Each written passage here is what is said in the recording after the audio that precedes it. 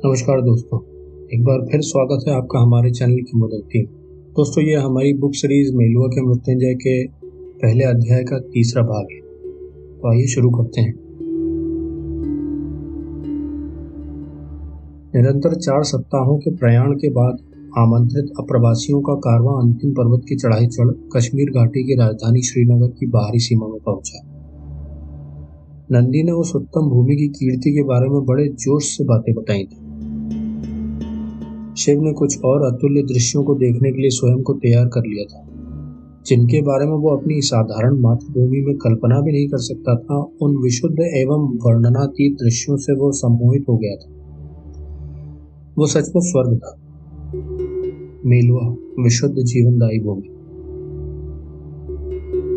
पर्वतों में गर्जना करती सिंघनी जैसी वेगवान झेलम नदी ने जब घाटी में प्रवेश किया तो उसकी गति कुछ सुस्त सी गाय सी मंथर हो गई थी। शिव ने कश्मीर की धरती को बड़े प्रेम से स्पर्श किया और घुमावदार मार्ग से विशालकाय डल झील की ओर आगे बढ़ गया। उसके बाद भी उसकी यात्रा रुकी नहीं। उसमें डल झील से भी आगे समुद्र तक की यात्रा जो समाई थी। उस वृहद विस्तारित घाटी में हरी भरी घास की चादर सी बिछी हुई थी, जिस पर एक श्रेष्ठ कृति चित्रित की गई, और वो कृति थी कश्मीर की।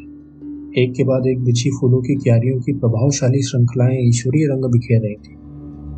मात्र आकाश छूते उछल कर स्वागत करते भव्य चिनार के वृक्ष उनकी दीप्ति के वलय को कहीं कहीं भंग करने का दुस्साहस कर रहे थे।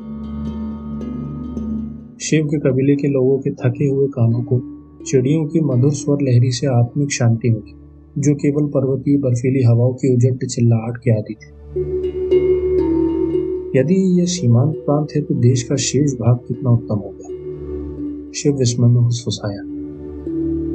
डल झील मेलुआ वासियों का एक प्राचीन सैन्य पड़ाव स्थल था। झेलम के बगल में झील के पश्चिमी किनारे पर यह सीमांती नगर था, जो सामान्य शिविर के एक वैभवशाली श्रीनगर वस्तुतः एक सम्मानित नगर के रूप में विकसित हो चुका था।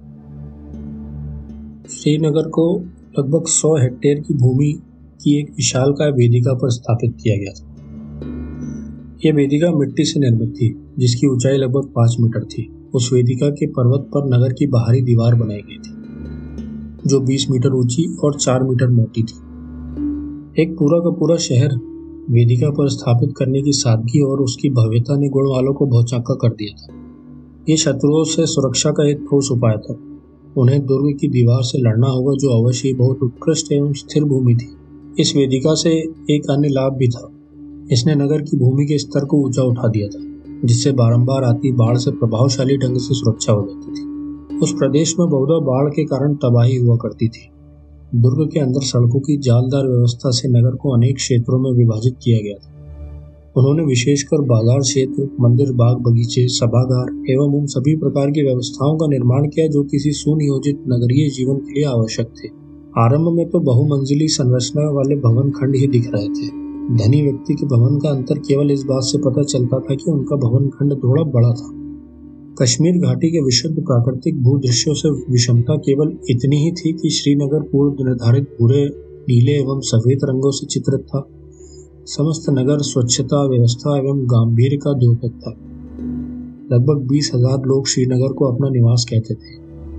अब उनमें शामिल होने के लिए कैलाश पर्वत से 200 अतिरिक्त लोग आ गए थे, और उनके नेता ने हल्कापन महसूस किया, जैसा कि उसने कई सालों पहले उस भयानक दिन के बाद कभी अनुभव नहीं किया था, जब वो गुड़ कबीले का नेता बन गया था। शिव ने अपने मन में कहा, मैं बचकर निकल आया हूँ। मैं अब एक नई शुरुआत कर सकता हूँ। मैं पुरानी बातों को सदा के लिए भूल सकता हूँ। उस काफिले ने श्रीनगर के बाहर अप्रवासी शिविर तक की यात्रा की। वो शिविर एक पृथक वेदिका पर नगर के दक्षिण की ओर निर्मित किया गया था। नंदी ने शिव एवं उनके कबीले वालों की अगुवाई करके उनको शिविर के बाहर स्थित विदेशियों के कार्यालय तक पहुंचाया। नंदी ने शिव को बाहरी प्रतीक्षा करने के लिए कहा और स्वयं कार्यालय के अंदर चला गया। थोड़ी ही देर बाद वो एक युवा अधिकारी के साथ वापस आया। उस अधिकारी ने अभ्यस्त मुस्कान के साथ हाथ जोड़कर औपचारिक रूप से नमस्ते करते हुए कहा, मेलुआ में आपका स्वागत है। मैं चित्रांगद हूँ। मैं आपका अनुकूलन प्रबंधक हूँ। आप जब तक यहाँ रहें, मुझे अपना एकमात्र संपर्क सूत्र समझें। जैसा मुझे पता चला है कि आपके नेता का नाम शिव है, क्या वे कृपा करके आगे आने का कष्ट करेंगे? शिव ने एक कदम आगे बढ़ाया और कहा, मैं ही शिव। बहुत अच्छा, चित्रांगद ने कहा। क्या आप कृपा करके पंजीकरण मेज तक मेरे साथ आने का कष्ट करेंगे? आपको अपने कबीले के प्रभारी के रूप में पंजीकृत किया जाएगा। उनसे संबंधित जो भी चिंताएं या समस्याएं होंगी वे सभी आपके माध्यम से उन तक पहुंचाई जाएंगी। चूंकि आप नामित नेता हैं अतः आपके कबीले के अंतर्गत सभी प्रकार के निर्देशों के पालन का उत्तरदायित्व भी आपका होगा। नंदी ने चित्रांगद के आधिकारिक भाषण को बीच में ही रोकते हुए शिव से कहा, श्रीमान, यदि आप मुझे अनुमति दें तो मैं आप्रवासी शिविर निवास में जाता हूँ और आपके कबीले के लिए जीवन यापन की अस्थायी व्यवस्था का प्रबंध करता हूँ। शिव ने अनुभव किया कि जब नंदी ने उसके भाषण के मध्य में हस्तक्षेप किया तो चित्रांगद की चिर परिचित मुस्कान कुछ क्षण के लिए विलीन हो गई, किंतु वो शीघ्र ही संभल गया और मुस्कुराहट उसके मुख पर पुनः लौट आई। शिव मुड़ा और नंदी की ओर देखा। निस्संदेह तुम जा सकते हो, तुम्हें मेरी आज्ञा लेने की आवश्यकता नहीं है नंदी, शिव ने कहा, किंतु इसके बदले में मुझे एक वचन देना होगा मेरे मित्र।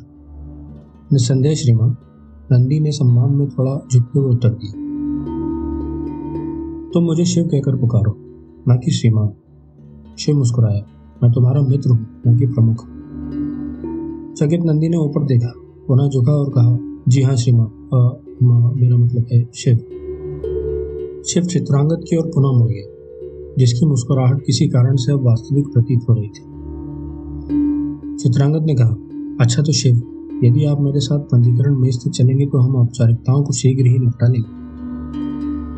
और इसी के साथ हमारा अध्याय 1 का तीसरा भाग भी समाप्त होता है दोस्तों। हम बहुत जल्द मिलेंगे इसके अगले भाग के साथ। तब तक के लिए धन्यवाद।